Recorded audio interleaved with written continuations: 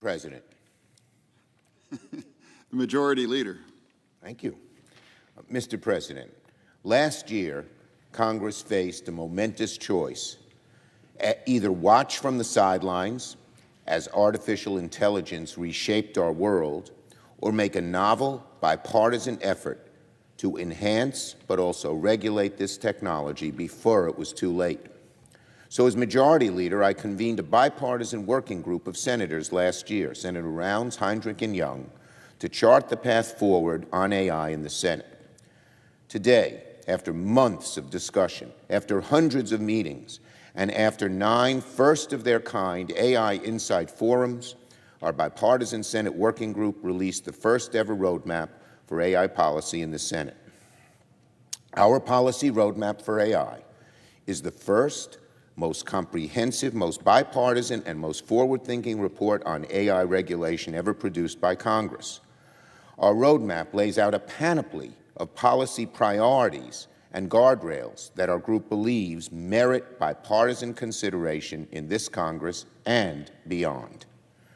3 words govern what we do: urgency, humility, bipartisanship. Urgency, because AI is so complex, so rapidly evolving, and so broad in its impact it covers almost every aspect of society. The longer we wait, the bigger the gap becomes. Just this week, ChatGPT released a new model that can read facial expressions and translate spoken language in real time. Humility. This is hard to do because AI is nothing like Congress has ever dealt with before. It's rapidly changing. As we mentioned, every week something new happens. It's all-encompassing, and Congress has never really dealt with it before. In areas like health or defense, we have a long track record and lots of expertise, but not so in AI because it's so new. And finally, bipartisanship, because changes that AI brings won't discriminate between left, right, and center. And we all know the only way to get things done here is bipartisanship. That means compromise by Democrats and Republicans, but certainly getting nothing done is a worse alternative. As I've always said, innovation must be our North Star.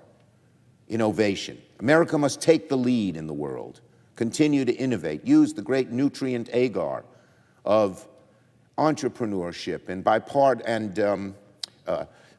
entrepreneurship and doing new things and reaching out in new directions. We've been the most innovative country in the world. We should keep that. But innovation has 2 senses, 2 parts. Both are very important to realize. One I call transformational innovation, and one I call sustainable innovation. Transformational innovation is reaching the stars. It's the great stuff that AI could do. What if AI cured cancer? We got to make sure we don't stand in the way of that happening. What if AI dealt with climate change in a really strong new way? Or fed the hungry of the world? Or gave each person on earth a teacher? Senator Young mentioned this yesterday. A teacher that could just talk to them. These are great opportunities that we can't afford to miss. But we also need sustainable innovation. That means we need innovation to produce guardrails that minimize the damage that AI could bring. How do you deal with workers that might be displaced? We don't want to repeat the mistake of globalization, where globalization did a lot of good things, took 1 billion people probably out of poverty in the world, but no one paid attention to those who were hurt by globalization. We have to pay attention to bias, because many of these big systems have bias built into them, and we can't repeat that error. We have to deal with the creative community and intellectual property. So we need innovation in these areas as well to make sure that the liabilities of AI are dealt with. So we need both transformational innovation and sustainable information, in a sense, to maximize the benefits of AI and minimize the liabilities. It's no easy task. It's no easy task. But Our insight forums were designed to be balanced, with input of leaders from the industry. They operate these AI complexes. We needed to hear from them, but also leaders from civil rights and labor and the creative community sitting right next to them. And our AI forums were amazing. There were back and forths. People really didn't just make speeches, but tried to come up with questions we needed to answer and solutions to those questions. It's a difficult job, but I believe we achieved that balance in our AI forums and certainly in the roadmap, okay? Balance is important. Now, to help move forward on both forms of innovation, of course, as I said, being our North Star, transformational and sustainable information, we recommend a $32 billion surge in emergency funding to secure America's dominance in AI. And let me underscore, this is a bipartisan recommendation.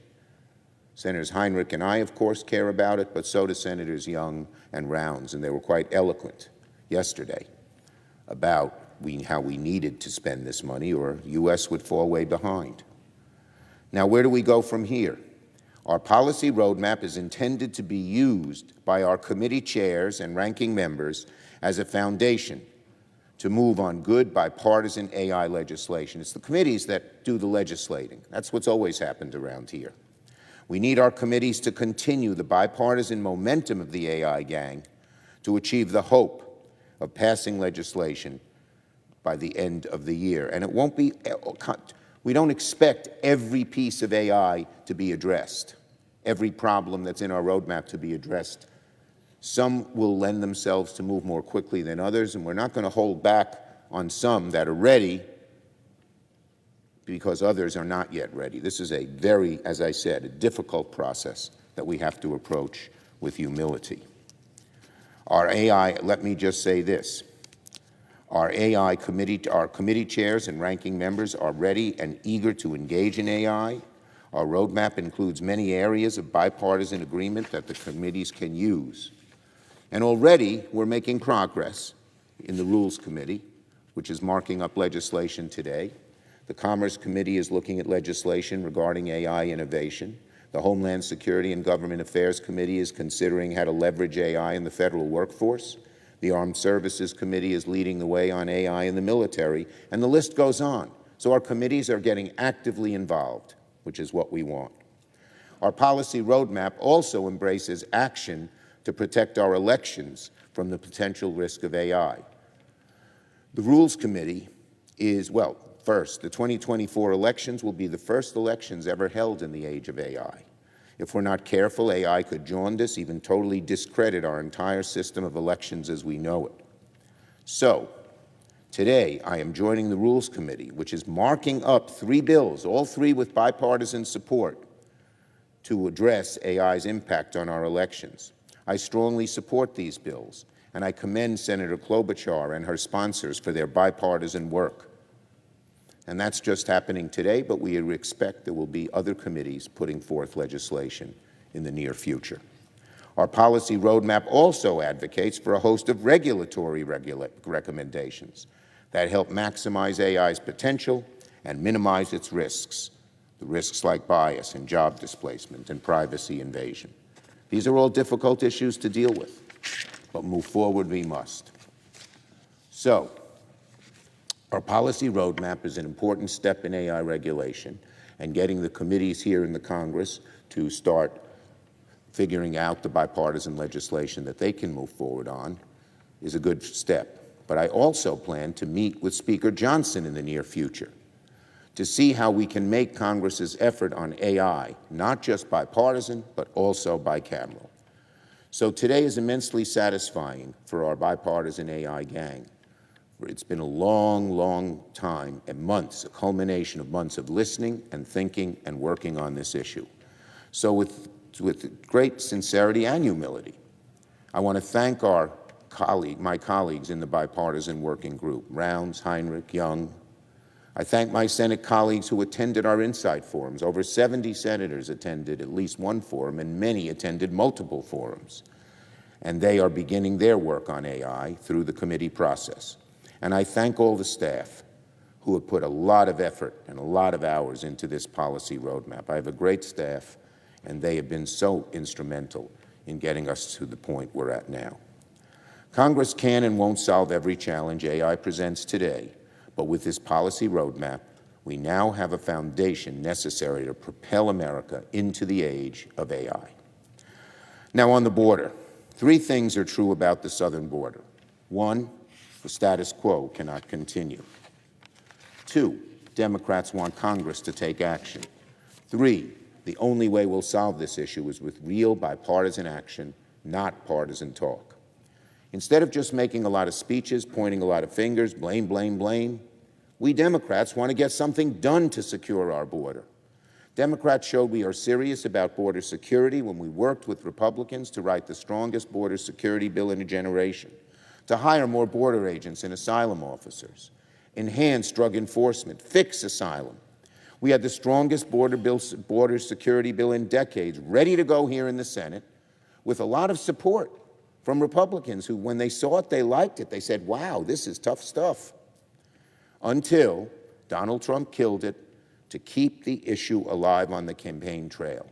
He said it. He wanted chaos because it might help his election. Then he said, blame it on me. I remember when he said, blame the shutdown on me, when Speaker Pelosi and I went to his office. I don't think that's a very successful strategy, and it's certainly not what's good for America.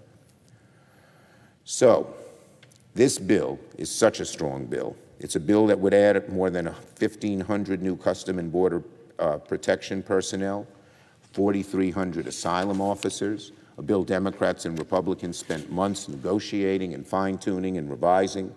Unlike the vast majority of bills in Congress that are dubbed as border security, this wasn't a messaging bill. This was a product of months of bipartisan negotiation, written with the goal of reaching the president's desk.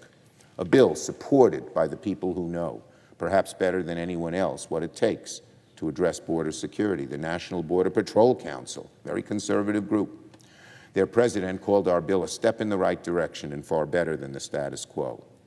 Donald Trump's sabotage of the strongest border bill in decades makes it obvious he cares only about this issue so long as he can exploit it for political gain, not about solving the problem that Americans want solved. If Donald Trump was genuine about wanting to fix the border, if he actually believed this was an emergency, he would have supported the Senate's bill, the Senate's bipartisan bill. Still, Democrats have not walked away from this debate. We want to secure the border. We know it'll take bipartisan action in Congress, and we call on our Republican colleagues to join us to advance border security legislation, bipartisan legislation that the people demand. And finally, on nominations, Mr. President. Today, the Senate will continue processing more of President Biden's outstanding nominees.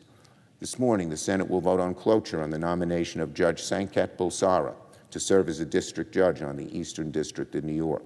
I was proud to push President Biden to nominate this amazing New Yorker and exceptionally qualified legal mind.